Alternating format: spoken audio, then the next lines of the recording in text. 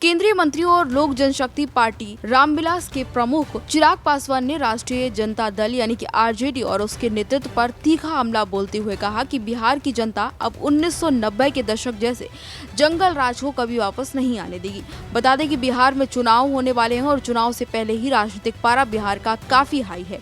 तमाम पार्टी के नेता एक दूसरे पर आरोप प्रत्यारोप का दौर लगा रहे हैं। इसके साथ ही अपनी पार्टियों की उपलब्धियां, अपनी पार्टियों की तरफ से किए गए अच्छे कामों को याद दिला रहे हैं। इसी कड़ी में जनशक्ति पार्टी आर के प्रमुख चिराग पासवान ने भी अपनी पार्टी के बारे में बातचीत की और इसके साथ ही उन्होंने आरजेडी पर जमकर निशाना साधा। बता दें कि हाजीपुर में आयोजित एक कार्यक्रम के दौरान उन्होंने अपनी तमाम चीजों को लेकर बातचीत की। बता दें कि उन्होंने 1990 के दौर को भयावह बताया और कहा आज भी बिहार के लोगों की स्मृतियों में वो समय ताज़ा है। उन्होंने कहा युवाओं से विशेष रूप से उन्होंने अपील ये की है कि वे उस दौर की सच्चाई को समझें और सोच समझकर मतदान करें।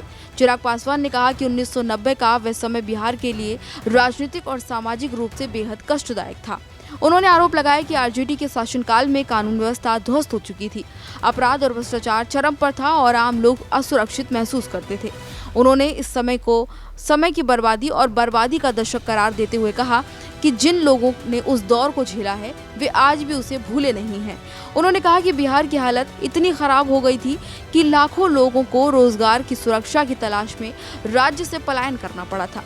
चिराग का कहना था कि आरजेडी के शासनकाल ने न केवल राज्य के विकास को रोका बल्कि पीढ़ियों को पीछे भी कर दिया। चिराग पासवान ने 2005 के बाद जन्मे युवाओं से अपील की कि वे इस दौर की वास्तविकता के बारे में जानें और जरूर समझें।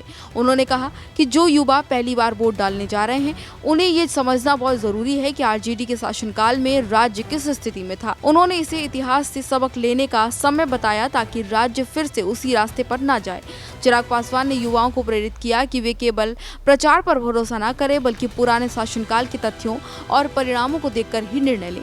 बता दें कि राष्ट्रीय जनता दल द्वारा मुख्यमंत्री पद के उम्मीदवार की घोषणा पर चुटकी लेते हुए भी चिराग पासवान ने कई बातें कही। उन्होंने कहा कि उम्मीदवार के नाम की घोषणा करना या उसका चयन करना ये उनके गठबंधन के आंतरिक मामले का विषय हो सकता है, लेकिन अंतिम फैसला बिहार की जनता ही करेगी। उन्होंने जोर देकर कहा कि जनता अब जागरूक हो चुकी है और वह फिर से जंगल राज की वापसी मंजूर नहीं करेगी।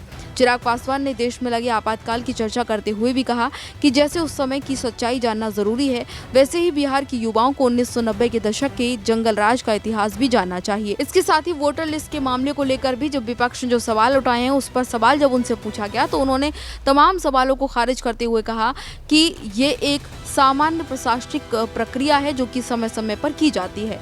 उन्होंने कहा कि इसमें किसी भी प्रकार की गड़बड़ी की कोई संभावना नहीं होती है, लेकिन विपक्ष हर मुद्दे को राजनीतिक रंग देने में लगा हुआ है।